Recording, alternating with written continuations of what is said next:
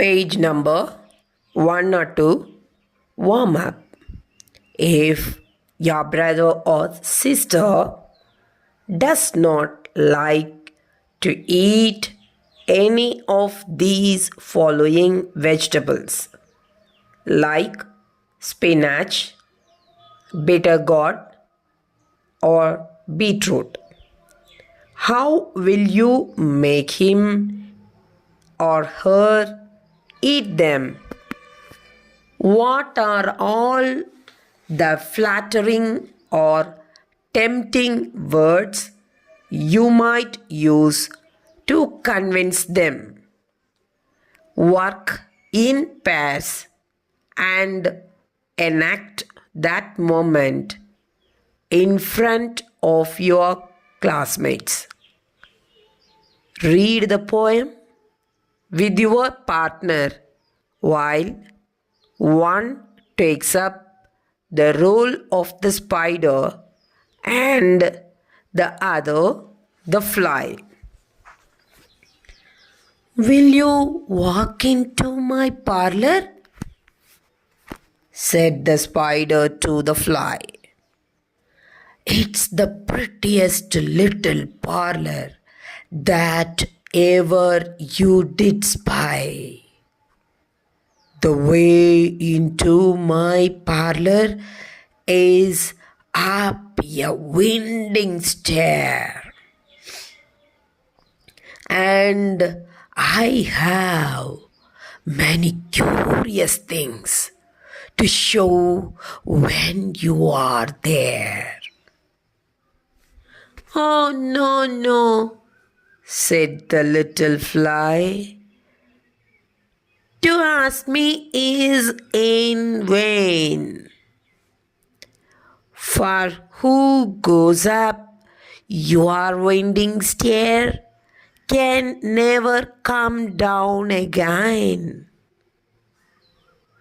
I'm sure you must be weary, dear, with soaring up so high. Will you rest upon my little bed? Said the spider to the fly. There are pretty curtains drawn around. The sheets are fine and thin. And if you like to rest a while, I will snugly tuck you in. Oh, no, said the little fly. For I have often heard it said, they never wake again who sleep upon your bed. Said the cunning spider to the fly. Dear friend, what can I do to prove the warm affection I have always felt for you? I have within my pantry good store of all that's nice. I'm sure you are very welcome. Will you please to take a slice? Oh, no, said the little fly. Kind sir, that cannot be. I have heard what is in your pantry, and I do not wish to see. Sweet creature, said the spider, you are witty and you are wise. How handsome are your gauzy wings! How brilliant are your eyes! I have a little looking glass upon my parlor shelf. If you will step in one moment, dear, you shall behold yourself. I thank you, gentle sir, she said, for what you are pleased to say, and bidding you good morning now. I will call another day. The spider turned him round about and went into his den. For well he knew the silly fly would soon come back again. So he wove a subtle web in a little corner sly, and set his table ready to dine upon the fly. Then he came out to his door again, and merrily did sing, "Come hither, hither, pretty fly, with a pearl and silver wing.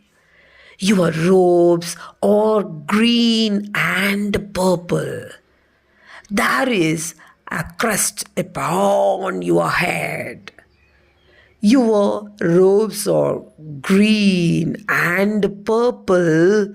There is a crest upon your head. Your eyes are like the diamond bright, but mine are dull as lead. Alas, alas, how very soon this silly little fly, hearing these wily, flattering words, came slowly flitting by.